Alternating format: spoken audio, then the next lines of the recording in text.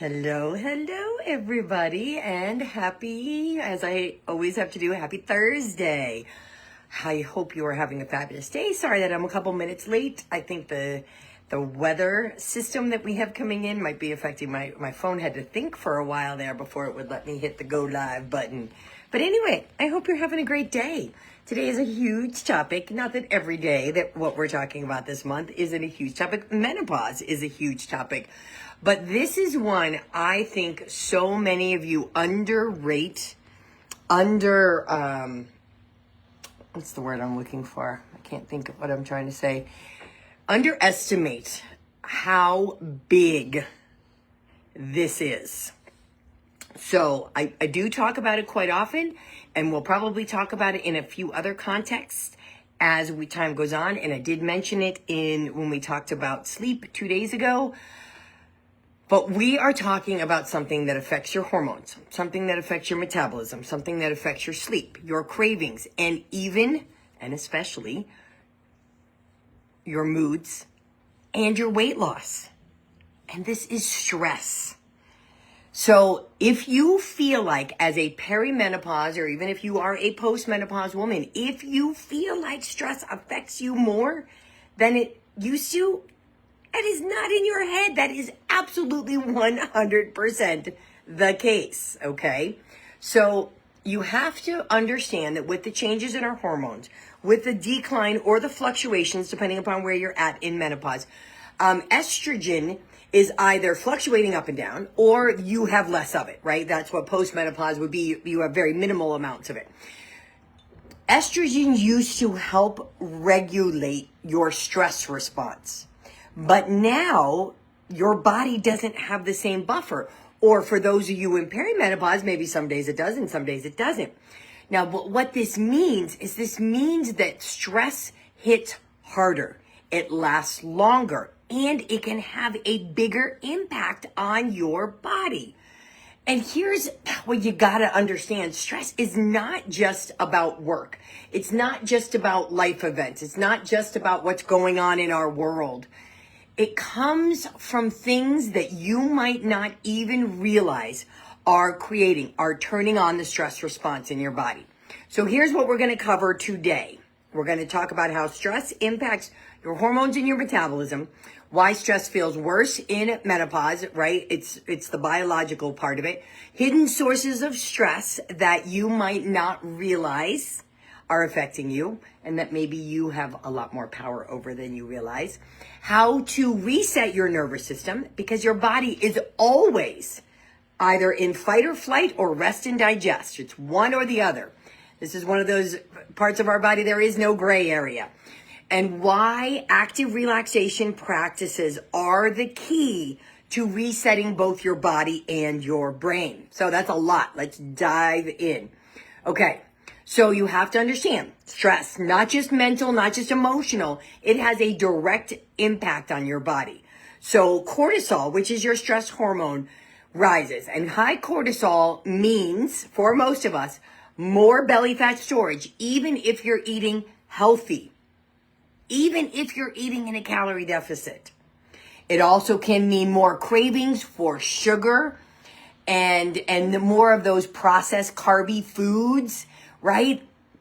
And then it can also have a big impact on sleep. So disrupted sleep, 3 a.m. wake-ups. I just had one of my clients yesterday. We had this conversation about stress. I'll share a couple things that I'm having her do as we go through. What else? Okay, so how else is it affected? Your metabolism can become more sluggish. Now, I always hesitate to use the word slow down because a lot of you want to say like my metabolism just doesn't work anymore. And if that were the case, you'd all be dead, right? Our metabolism does not just slow down on its own with age as much as we once thought, right? It's very minimal. It's been slowing down since you were like 30, and it doesn't even slow down as much per year until you hit over 60. So we got to stop blaming our poor metabolism for everything, just like we want to blame menopause for everything. When we blame, we don't find the solutions. We just kind of get stuck in it. And I know I like to do it too. I could tell you about my morning this morning. But anyway, So our metabolism will become more sluggish because when stress is high, your body holds onto fat instead of burning it, right? We burn more calories. We have a more efficient metabolism, the more muscle mass we have in our body, the less fat.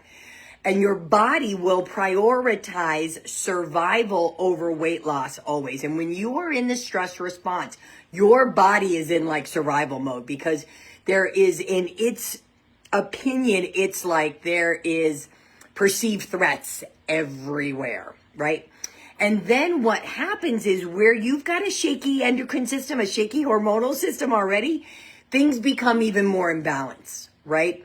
So where estrogen used to help buffer the stress response, now your body is more sensitive to stress. So when that cortisol is high and stays high, that has a direct impact on other hormones, which again creates this unbalanced system. Sometimes I like to talk about your whole hormonal system. There's over 50 hormones in your body, ladies, as like a house of cards. And if one of them is pulled out or more weight is added to it, the whole structure could come tumbling down. Now, I'm not saying that like you're going to die, but it can be responsible for added mood swings, increased anxiety, fatigue, all the symptoms you're trying to reduce. So you have to understand that stress is not just in your head and your body is responding physically. And I just want to say something before I go in any further. This one's going to be a little bit of a longer talk because this is so important. But I want to just say that your feeling of being stressed, no matter what the reason is completely justified. Your stress is not measured against somebody else's. I have a lot of women who want to say like, oh, well, it's not as bad as it is for other people. We're not comparing here. We're not playing that game. If what's going on in your world has you feeling stressed, those feelings are valid. Doesn't mean you can't change them. But I want we don't want to try to diminish them because somebody else has it worse. It just doesn't work that way. Okay. So again, we've got to remember that before all of this started, this stage of perimenopause, estrogen helped to keep this nervous system balanced. Now, without that buffer, stress can feel bigger and you'll feel it more intensely in your body. I just want to keep saying that because a lot of women are like, I don't understand it. Stuff like this never used to bother me. So you are not imagining it. It does feel more overwhelming and you don't bounce back as quickly from stressful situations unless you're taking active actions. And you can be much more emotionally reacted. I mean, cry at the drop of a hat, right? React with anger much easier than you used to. I mean, I know women who get so triggered by how their husband chews, right? And those are things, she's like, I've been living with this guy for 30 years. Why now is it bothering me? And I just want to normalize all of this. Now, I'm not saying that reacting and screaming at your husband because of how he chews is what I want to normalize. But let's not make ourselves wrong for the thoughts and the feelings that we have around stress. And again, stress is not just everything that's going on in the world. Stress is not just your boss. Stress is not just financial. It is how we interpret situations. Someone's comment, a work email, social media, all of these can create stress. It's how we talk to ourselves. The thoughts you say. I talked about this the other day when I talked about negative self-talk. But negative self-talk can be the reason your stress response stays on all day. Right? I just talked about my client with this week. She said something like, oh, I'm just not focused. And when she says this to herself, she feels like she's failing. And when she feels like she's failing, she doesn't do the things she wants to do to help herself. But when you're like telling yourself you're failing and you're bad and you're wrong, and what do you think that does in your body? That turns on the stress response. Okay. And again, then let's factor in what is happening in the world, and then even more stress can add up. The body does not know the difference between a real threat and a perceived one. It responds the same way. And this mechanism, this fight or flight, this stress response is one of the reasons that as a species, we are still alive. It has been in our brain since before we had conscious thought, right? And it is what, it still operates that way. So, back in the day, a tiger started chasing you or a dinosaur started chasing you after you had lunch in the cave, your body would jump into the stress response, right?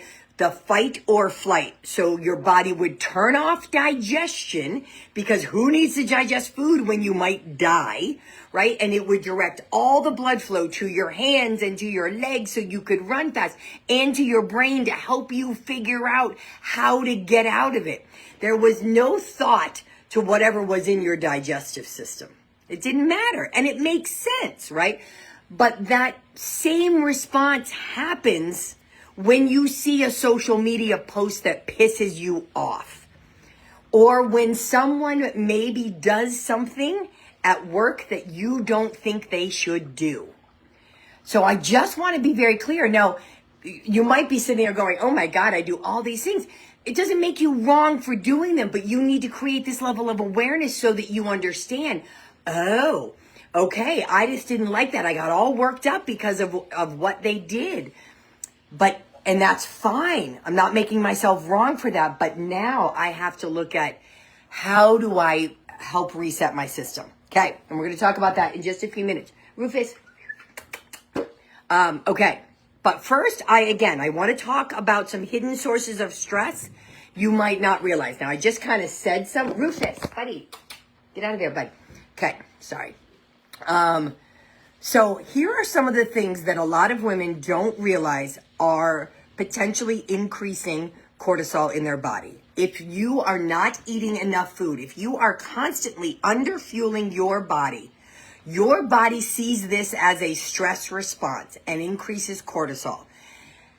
And when you have increased cortisol in your body, you are not losing it. You are holding on to it. Now, I know everybody wants to say, no, calorie deficit means you will lose weight. That might have been true before you hit menopause. It is not so. It is not completely true. Your hormones have so much power over whether or not you lose weight or not. Okay.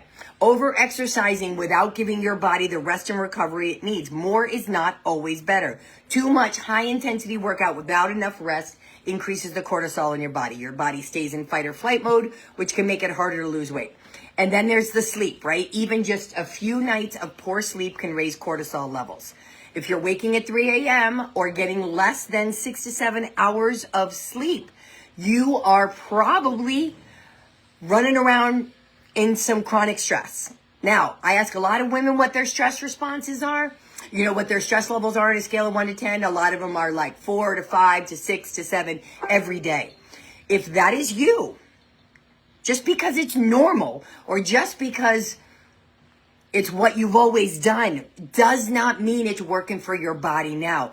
Things that used to work prior to perimenopause don't work the same way. And things you thought might be good, like skipping meals, right? I know a lot of women who used to do intermittent fasting that have found when they started to pay attention to what their body's telling them, they cannot do it anymore in perimenopause because the body looks at that as a perceived threat. Right? And the same thing with trying to go crazy with exercising more, with excessive cardio. These can all backfire. Okay? Dropping out carbohydrates, the good ones I'm talking about, of course. You know, deciding that you can't eat fruit and vegetables because they have too many carbs. Your body's like, that's very stressful for your body. Okay, so here is the thing. I told you this one's going to be a little bit longer today. Your body is always in one of two states.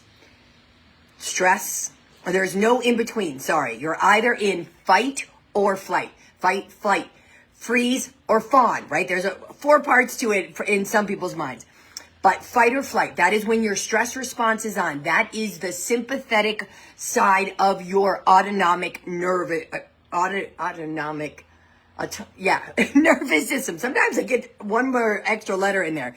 And this means you've got high cortisol, you've got high adrenaline. Your body is prioritizing survival. Or the other branch of it is the rest and digest. This is your parasympathetic nervous system.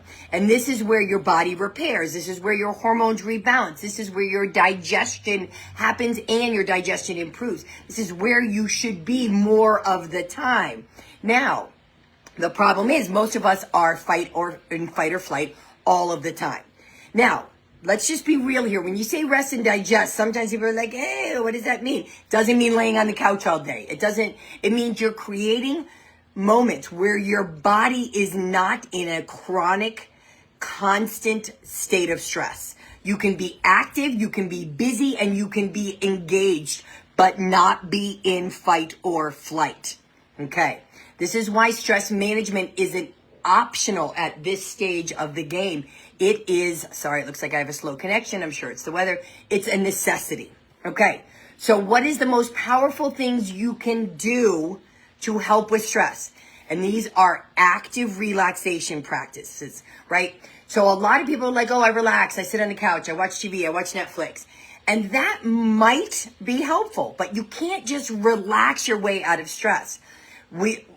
Active relaxation practices have been around for years, and they might sound a little woo, right? I know they did to me in the beginning, but they are backed by science. These practices work because they target both the brain and the body. That is how we reset the nervous system, right?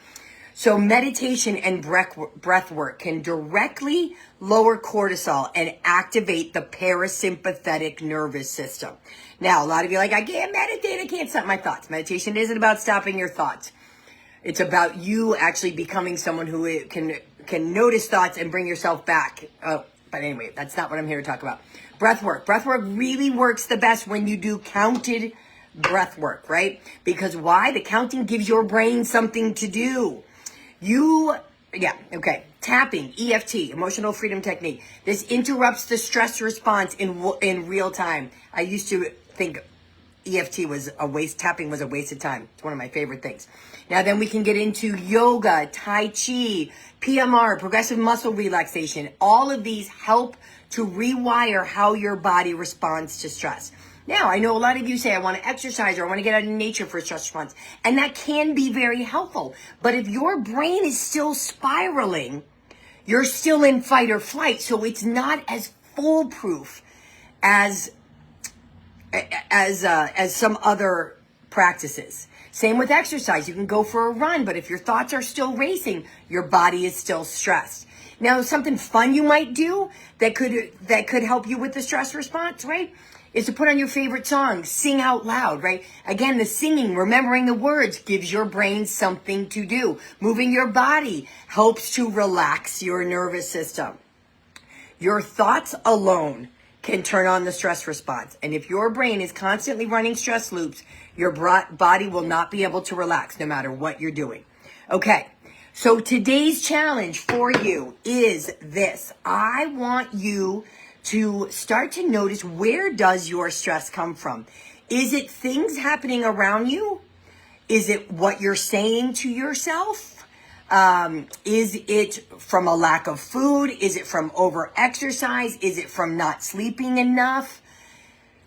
Is it just the spiral? Are you continuing to think about something that happened yesterday, 2 weeks ago, and replaying it? Our brain likes to do that. That can turn on the stress response.